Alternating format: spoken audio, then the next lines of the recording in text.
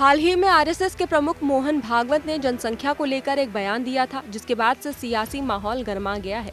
दरअसल मोहन भागवत ने कहा था कि अगर देश की जनसंख्या वृद्धि दर 2.1 से कम हो जाती है तो समाज का पतन निश्चित हो जाएगा।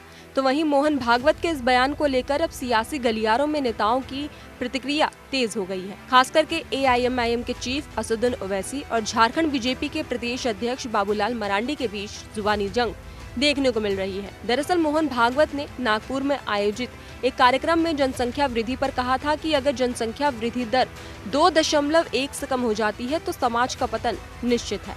मनुष्य के जन्म दर को 1 नहीं रखा जा सकता, इसलिए कम से कम 2 या फिर 3 बच्चों का जन्म होना चाहिए। तो वहीं मोहन भागवत के इस बयान को लेकर असदुद्दीन ओवैसी ने संघ पर निशाना साधा था और कहा था कि संघ प्रमुख का बयान समाज में नफरत फैलाने का एक और प्रयास है। उन्होंने इस बयान को विवादास्पद और सांप्रदायिकता से प्रेरित बताया। ओवैसी ने मोहन भागवत पर हमला करते हुए कहा कि ऐसे बयान केवल देश में असंतोष और विवाद को बढ़ावा देते हैं। इसी के आगे ओवैसी ने ये भी कहा था कि मोहन भागवत कहते हैं कि अधिक बच्चे पैदा करो, अब आरएसएस वालों को शादी कर लेनी चाहिए। ऐसे में ओवैसी के इस तंज पर अब झारखंड बीजेपी के प्रदेश अध्यक्ष बाबूलाल मरांडी ने करारा जवाब दिया है।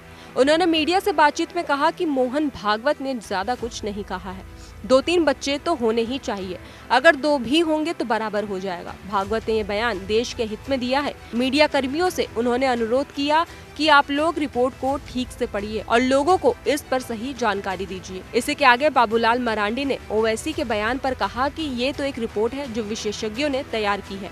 टोपी वाले लोग कुछ नहीं समझ पाते और हैदराबाद के टोपी वाले को संघ के खिलाफ बोलने का शौक रहता है। वो जो भी बोलते हैं केवल विवाद खड़ा करने के लिए बोलते हैं। ओवैसी को केवल संघ के खिलाफ बोलने का मौका चाहिए, जबकि मोहन भागवत का बयान सिर्फ वैज्ञानिक और राष्ट्रीय दृष्टिकोण से था। फिलहाल खबरों में बस इतना ही। बाकी देश और दुनिया की तमाम खबरों के लिए देखते रहिए दैनिक हिट।